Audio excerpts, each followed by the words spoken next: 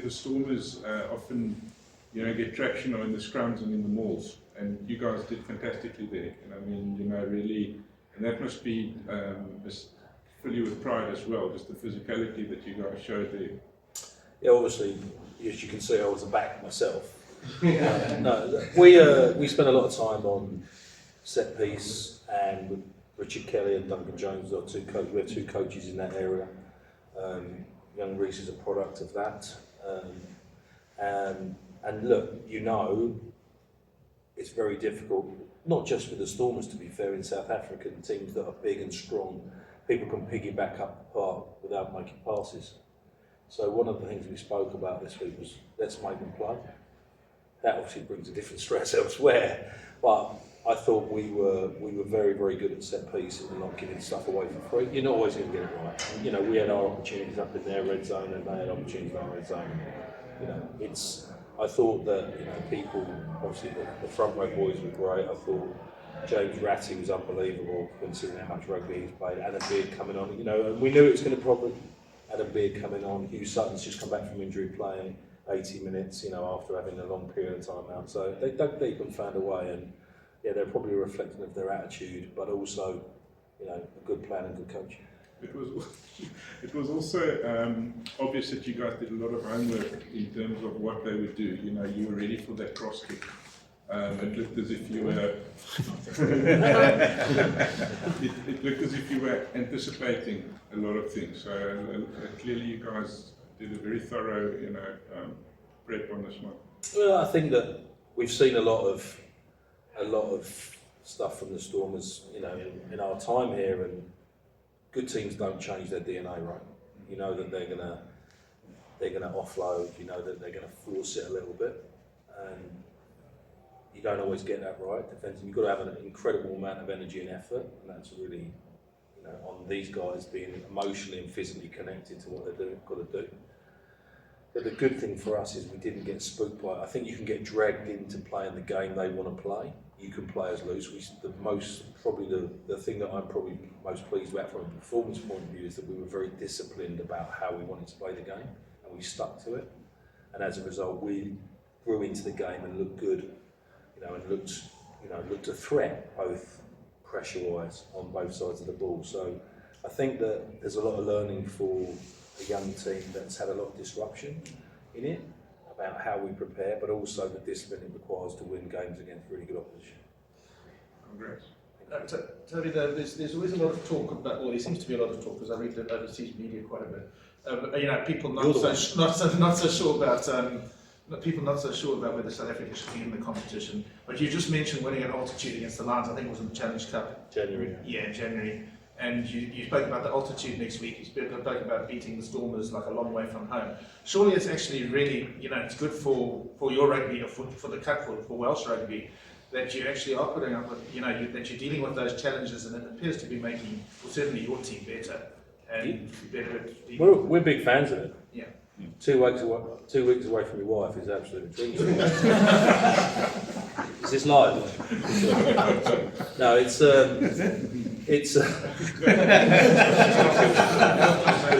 she's going to kill me for that. Oh god, it might be 3 weeks now. So it's a great opportunity. It's like, probably Reece might have a different opinion, I hope not. Around, we see the opportunity in everything. This group is resilient. We try and see the opportunity in everything. The opportunity to play against the different, and I'm sure South African teams feel the same as well, learning them as hemisphere. It's been very beneficial to the national team, I'm sure. I mean, they've got the best of both worlds, right? Played international rugby down there and played, their players exposed to Northern Hemisphere rugby, and I think there's a massive benefit for that. Jake's clever like that. But I think that the big thing is, you've got to see the opportunity in everything. So we know that our budgets have gone down, we know our squad numbers have gone down, we know it's going to go down again. But that's an opportunity to get young players through quicker. It's an opportunity to create a group probably in your own moulding, because you have to let contracts unwind and get the people that you want around. This is my 4th season, and contracts take a long time to unwind. But to try and shape a group in how we want to, how these guys want to be involved. It's not just me. It's we try and find a collaborative way. So my long-winded answer, and I apologise, is coming away for a couple of weeks gives us contact time. And I don't mean rugby contact time, I mean people contact time.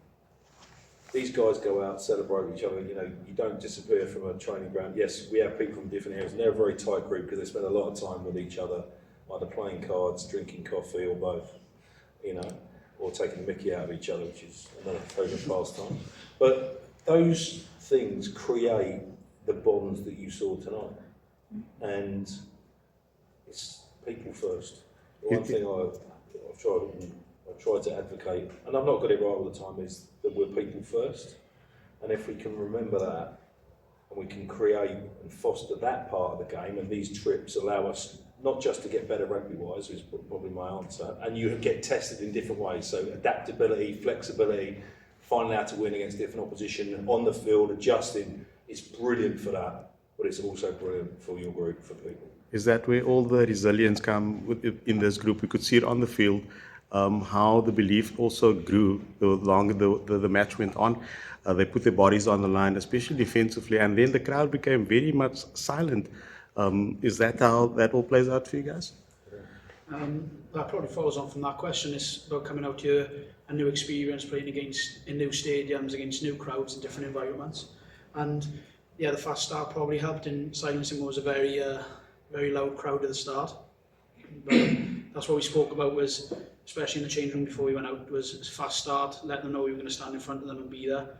And then once you silence the crowd, then you can build your way into the game. And I thought we did that really well. I think the other thing along with that is, if you're going to try and make progress as a team, ultimately it's still going to be about outcomes at some point. And you have to condition yourself to win in different ways, but also in different environments under extreme pressure. We probably weren't good enough last week in the Challenge Cup to do that. But to do it again 7 days later shows that we weren't too far away. And I think every team, you know, very few teams win straight away. Young teams don't win straight away, but you have to work out how to win and what it takes to win. So you need to go through these experiences. Coach, just looking at this game and the opportunities you guys created, some of them you didn't take. That tells you that for next week. That tells you for next week there's something to build on instead of going to the Bulls or on a high and you don't see something that you maybe could have improved on. Yeah, I mean, from a coach's point of view, you know, we're always working half a week in front, so we've already done the Bulls prep. We know what we're doing next week. These guys don't, you know, want to enjoy the moment. So you're always working half a week at sync, right? So we know what we need to do. Now we have to make sure that we're in the best physical and mental position to be able to do that. But come Monday, this game will be ancient history. And they know that because I talk about it all the time, and they live it all the time. Because whether you win or lose, all that matters is what comes next.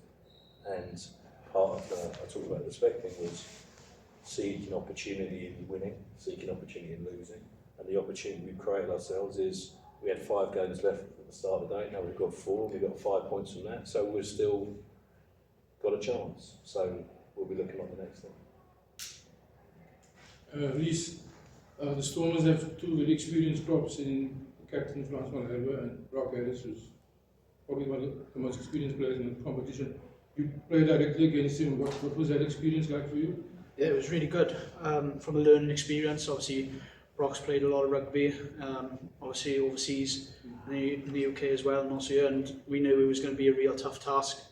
You know, we did a lot of prep in the week, a lot of review, and you know, it's one of those experiences going back to having the South African teams in the competition. It's playing against different props who've been coached differently, who offer slightly different things. So it was a real good experience, and can learn from that now and hopefully build on that performance, as well as going against other loose heads in the season gone by as well. Just Coach, you spoke about the environments. Do you think the conditions played in your hands tonight? Because it's very much like a Northern Hemisphere type of conditions. That's like summer, right? Swansea's wet a lot, right?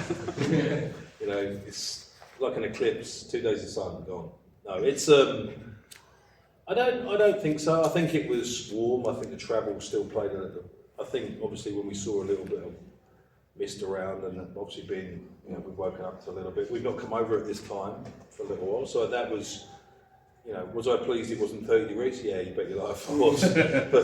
But in relation to, you know, I'd imagine the Stormers might have, I obviously wasn't in their press conference, you know, there was a little bit of dew around and whatever, and that makes handling more difficult. So you have to find a way, you know. So there was still a lot of great attacking rugby out there. So I don't think it had a massive limiter on the game itself. I'm sure it was a good game to watch, and from that point of view. So I understand why you asked the question. If it was like that at home a lot, we'd be pretty happy. And then obviously next week is altitude and hot sun, so that's completely different to this. Yeah, I don't know what that is. we don't mention the A word.